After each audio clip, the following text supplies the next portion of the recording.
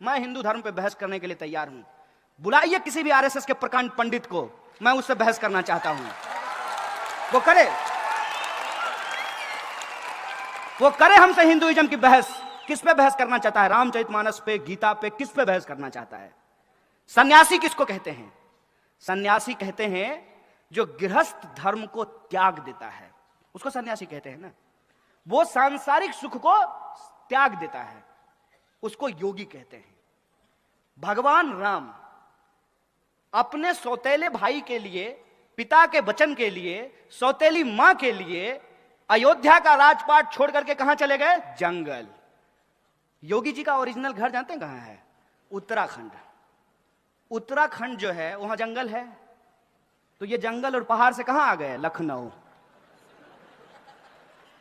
इसको समझिए आप कि हर पीला चीज सोना नहीं होता और हर भगवा पहना इंसान संत नहीं होता है। दंगाई हैं ये लोग, दंगाई हैं। और इनके विचार आप सुनिए। ये जो ढोंगी हैं, इन्होंने एक सेना बनाई। अब देखिए हिंदू धर्म को कितना बदनाम कर रहे हैं। हिंदू युवा वाहिनी, ये हमारे धर्म का अपमान है। हमारे धर्म में तमाम तरह की व्यवस्था अपने आप की गई है। सबसे पहला बात, अरे जो जैसा करेगा वैसा भरेगा, ये मूल बात है। तो कोई अगर अत्याचारी है, पापी है, उसका सजा भगवान देंगे। तुमको टेंडर कब मिला बे? कब बोले राम जी? बताओ हमको, कौन सा तुमको फैक्स आया है कि हमको बड़ा तकलीफ हो रहा है, हमारा घर बना दो? तुम राम का घर बनाओगे हैं? अपना उपाय नहीं, अपनी कुर्सी के लिए, अपनी राजनीति चमकाने के लिए, अपने गली चौक चौराहों पे बांह फैला के घूमने के लिए तुम हमारे भगवा रंग का बदनाम कर रहे हो। तुम हमारे राम का अपमान कर रहे हो। क्या होता है भगवा रंग? भगवा रंग इस देश में वीरता का प्रतीक है, कायरता का प्रतीक नहीं है। भगवा रंग इस देश में लोगों को बचाने का प्रतीक है, लोगों को मारने का प्रतीक नहीं है। भगवा रंग इस देश में साहू जी महाराज का रंग है, छत्रपति शिवाजी महाराज का रंग है, तुकाराम का, संत तुकाराम का रंग है। और तो और यहां कुछ बौद्ध भिक्षु बैठे हुए हैं। बौद्ध भिक्षुओं का चीवर का रंग भगवा होता है, जो शांति और अहिंसा की बात करते हैं।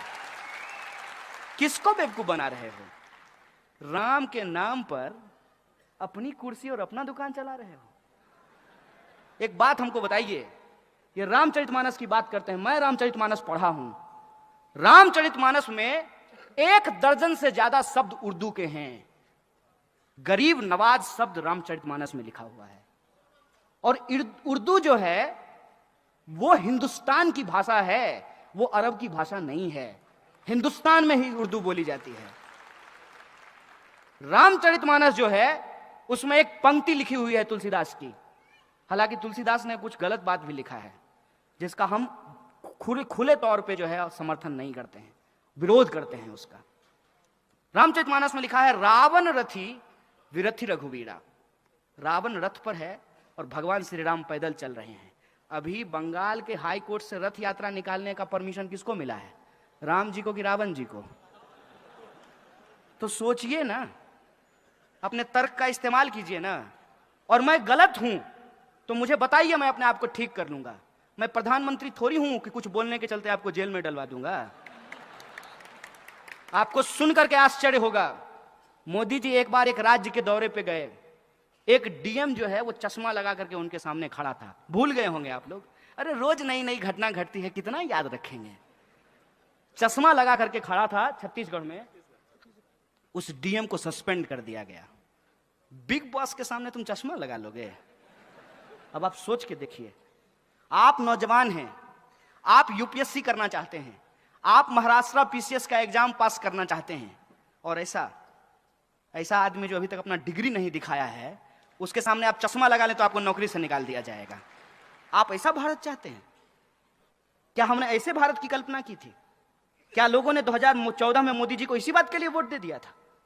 2014 में मोदी जी को वोट विकास के लिए दिया गया, अच्छे दिन के लिए दिया गया, करप्शन पर कार्रवाई करने के लिए दिया गया, महंगाई को कम करने के लिए दिया गया, किसानों की आत्महत्या को रोकने के लिए दिया गया। कौन सा एक काम है जो सरकार ने किया हो और हम लोग उसको स्वीकार नहीं कर रहे हो? आप ही हमको बता दीजिए। क्या इस देश में किसानों की आत्महत्या रुक गई?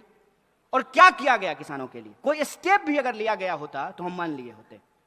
जो योजना को ये गला फाड़ फाड़ करके बताते हैं उज्ज्वला योजना, उसकी हकीकत क्या है?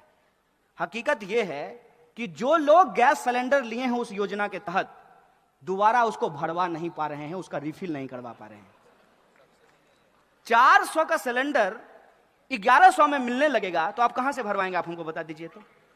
इस देश के कितने परिवार हैं जो 1100 का गैस सिलेंडर भरवा सकते हैं? और सामने से आदमी जिसको आप प्रधानमंत्री कहते हैं, वो सामने से झूठ बोल रहा है और आपको कह रहा है कि पकौड़ा बेचना रोजगार है। आप लिखिए, my views are not political, apolitical. ये सवाल समझ में नहीं आएगा। इनको एक मिनट के लिए छोड़िए, आप अपने दिल पे हाथ रख करके हमको बताइए कि आपका अच्छा दिन आ गया, तब आप कैसे कहते हैं मोदी जी बढ़िया आदमी है?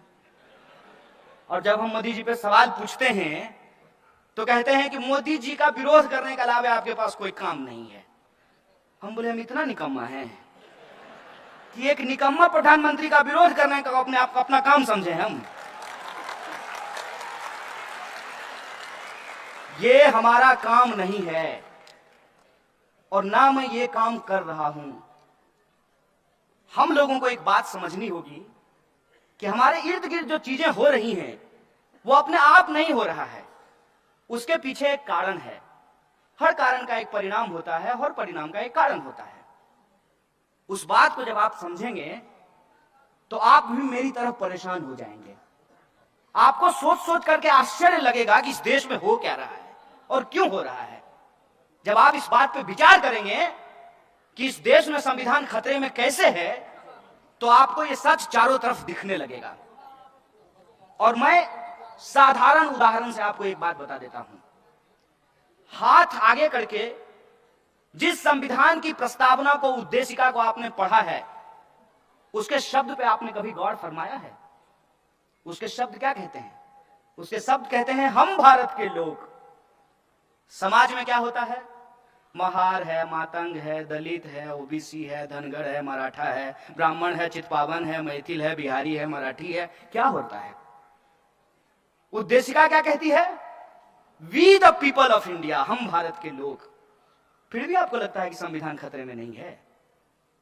और संविधान की उसी प्रस्तावना के मूल्य क्या हैं कि आप चाहे हिंदू हो या मुसलमान हो, सिख हो या ईसाई हो, बुद्धिस्ट हो या जैनी हो, या आप किसी धर्म को नहीं मानते हो, लेकिन आपका अधिकार किसी और दूसरे भारतीय के अधिकार के बराबर है। यह आपको आपका संविधान अधिकार देता है। महिला हो कि पुरुष हो, काला हो कि गोरा हो, मोटा हो कि पतला हो, हमारा वोट बराबर है। यह अधिकार आपको आपका संविधान देता है। और पिछले सालों में इस देश में क्या हुआ है उस पर गौर फरमाना जरूरी है। जिस उत्तर प्रदेश का हम लोग अभी जिक्र कर रहे हैं, जिस उत्तर प्रदेश के मुख्यमंत्री हैं अजय सिंह बिष्ट, यही है ना? कहते क्या है अपने आप को? तो जो अपना नाम बदल लिया हो उसको शहर का नाम बदलने में मजा आएगा कि नहीं आएगा? बहुत स्वाभाविक बात है। जिसको अपने ही नाम पे भरोसा नहीं है उसको फिरोजाबाद, फैजाबाद, उस पर क्या भरोसा रहेगा? जिस दिन उन्होंने जात के नाम पे आपकी वोट खरीदी थी, उस दिन ही उन्होंने संविधान और लोकतंत्र का सौदा कर लिया था। और आज मैं आपको एक सच बताता हूं, संविधान आपको अधिकार देता है ना कि इस देश का कोई भी नागरिक चुनाव लड़ सकता है। संविधान आपको यह अधिकार देता है ना कि अंबानी के बेटा का वोट और एक जूता सिलने वाले इंसान के बेटे का वोट बराबर होगा। यह संविधान आपको हक देता है कि नहीं देता है? क्या एक जूता सिलने वाला का बेटा चुनाव लड़ सकता है? वार्ड पार्षद का चुनाव लड़ करके दिखा दीजिए हमको। नॉमिनेशन फॉर्म लेने जाइएगा ना, यही लोकतंत्र के रक्षक सब आपका पैर तोड़ देंगे। यह है लोकतंत्र की स्थिति। और फिर भी कहते हैं कि हमारा देश और संविधान खतरे में नहीं है। 500 रुपए लेकर के किसी को वोट करके हम अपनी जिम्मेदारी से भूल जाते हैं, और वो 500 रुपए दे करके आपका हजारों करोड़ रुपए अपने दोस्त को देकर के देश से भगा देता है। अभी भी कुछ लोग जनधन योजना में जाकर के खाता में चेक करते हैं 15 लाख आया कि नहीं आया। ए भाई साहब, अरे आपके नल में पानी नहीं आता है, आपके अच्छे दिन कहां से आएंगे? आपके पड़ोस में साफ सफाई नहीं होती है, आपके खाते में 15 लाख रुपए कहां से आएंगे? फिर भी एक सपना था, पहली पहली बार मुदिए, दिल गया हार मुदिए। होता है, कोई चीज अगर आपके सामने इस तरह से बेची जाएगी तो आप खरीद ही लें।